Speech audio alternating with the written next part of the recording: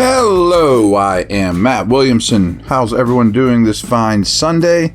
I've had plenty of time now to digest this game, watch it a second time, even rewind it and go through it a lot more, do some prodding around the net, dig up some numbers, and I got all kinds of stuff to talk about with you guys. So let's just dig right in. I just got bullet points again.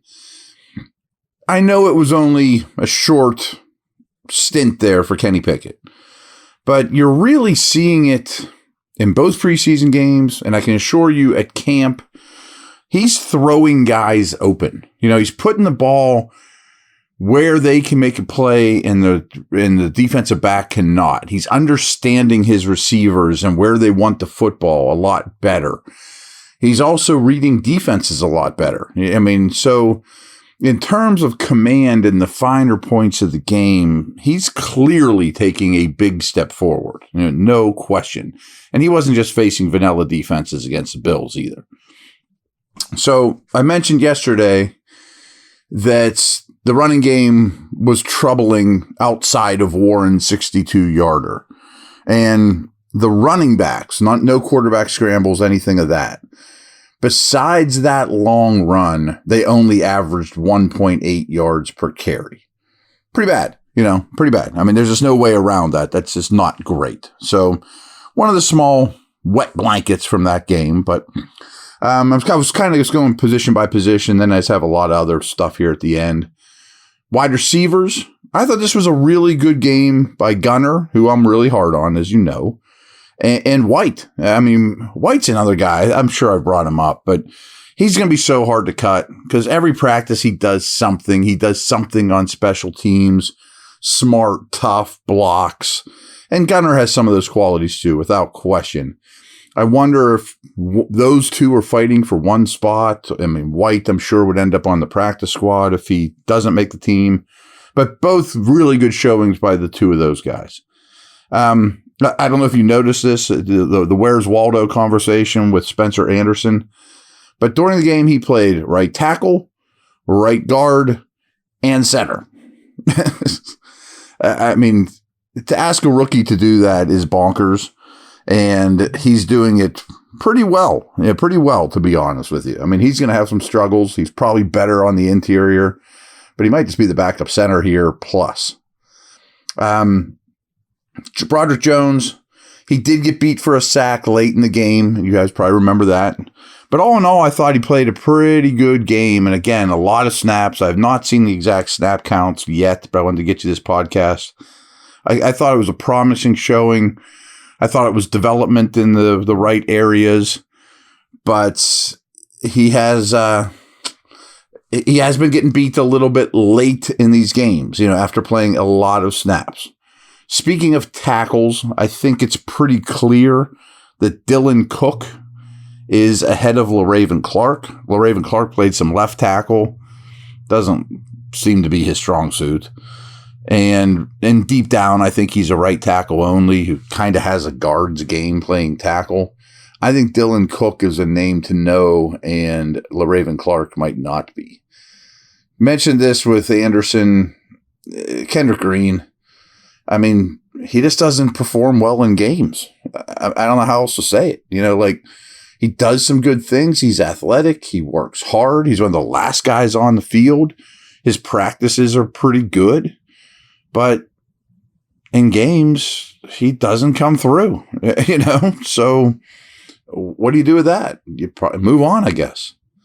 I would say overall, the true defensive linemen, the big guys, kind of a nondescript game from them. Not a ton of standouts, not a lot to bullet point. My only bullet point is there really isn't a bullet point on those guys. But the edge guys were on fire. They were on fire. Golden drew a holding call that almost definitely would have been a sack and looked really good overall. Highsmith got a PBU against Stephon Diggs downfield. Broke up a pass covering Stephon Diggs. Exactly the what the Bills wanted, they got, and Highsmith held his own against one of the best receivers in the league. Get to Herbig in a minute, but he's really something. I also thought this was a really strong game collectively by the inside linebackers. They used a rotation of the top three guys. I think Quan is going to be the dime backer, but they used all three of them throughout the course of the meaningful part of the game. Robinson also showed up. I'm sure you remember his huge hit.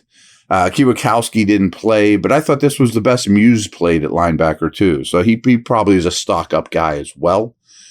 Sticking with the defense here, Sullivan and Riley are both slot corners. They both might make the roster. I mean, I think Sullivan's pretty set on the roster, but could you keep Riley as well?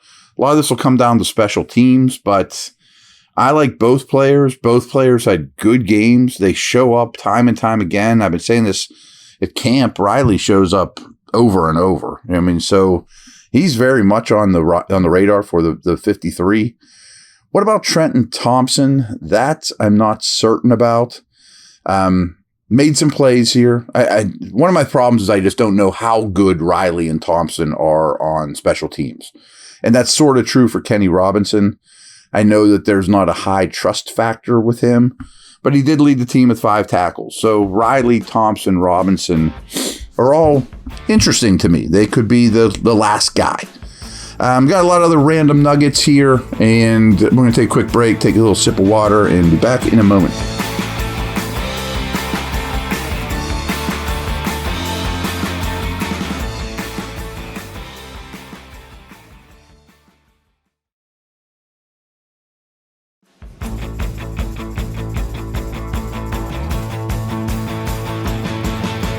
So I mentioned yesterday, I was very impressed with Presley Harvin's punting, and he did boom one.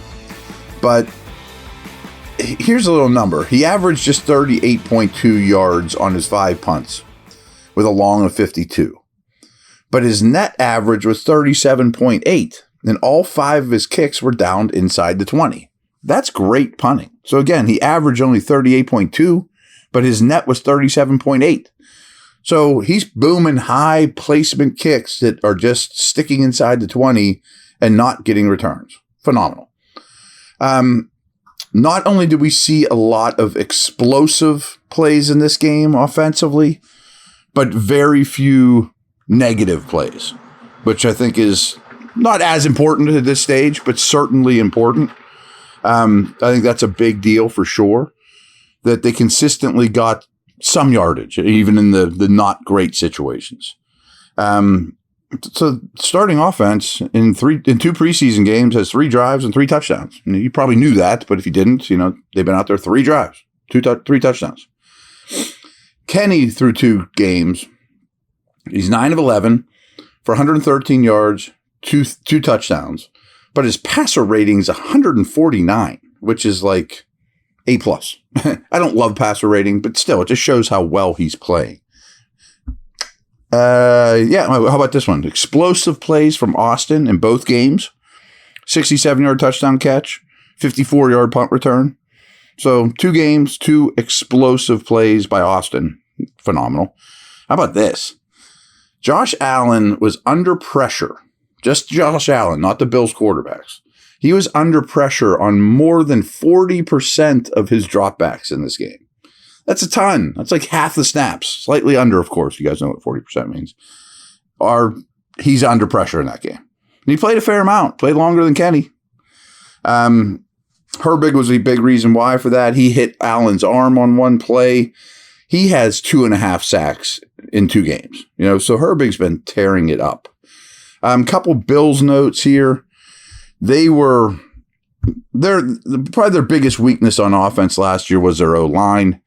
They put some resources into it, including a 2nd-round pick and some free agents guys, but I was not impressed with their O-line at all. I mean, part of that's because of what we said about with Allen being under pressure so much. But I did like their 1st-round pick quite a bit, Dalton Kincaid. Really impressive, was hard to cover, going to be in the mix. He averaged 3.46 yards per route run. Like if you're at 2, like Tyreek Hill was around 2 last year, a little over, that's phenomenal. And it's only 1 game. He didn't run a ton of routes. But 3.4 is a massive number. Good for him. Now the Steelers have definitely benefited greatly from the opponents making penalties. Now, some of it's because they draw holding calls and pass interference calls and stuff like that. But over the course of these two games, there has been 12 penalties for 127 and 13 penalties for 93. So the opponents have committed 25 penalties for well over 200 yards in those two games. I mean, don't overlook it. Some of it's because the Steelers are good. I get that. Meanwhile, the Steelers have committed 10 penalties for 72 yards total in both games. So way big discrepancy. And last night it was only 4 for 26. It came out today that Quan Alexander's getting fined for that hit. Okay, I guess you're sending a message. I thought that's a little overboard. I mean, I was fine. I mean, it's an illegal play. It was helmet to helmet. I just thought a fine was a bit much. It sure seems that no major injuries happened last night, which is great. I was wrong, apparently, when I said in yesterday's podcast that I thought everybody would sit because Tomlin, who I mentioned, hadn't even done his press conference when I hit record. I guess he said last night something along the lines of, we're going to play the guys that are available. And it could be sparingly. I mean, it's probably one series for Pickett and Watt and Cam, et cetera, et cetera. And I get that because you do have a 17-day wait from Thursday's upcoming game till week 1. Now, do you really want to make that, 22 days or whatever? I mean, that's a long time to sit out before playing football that matters. So I guess I get that. And plus, if you do tweak something, you have some more time. So, all right, that's what I got. Good stuff. Mostly all positive, of course. Take care.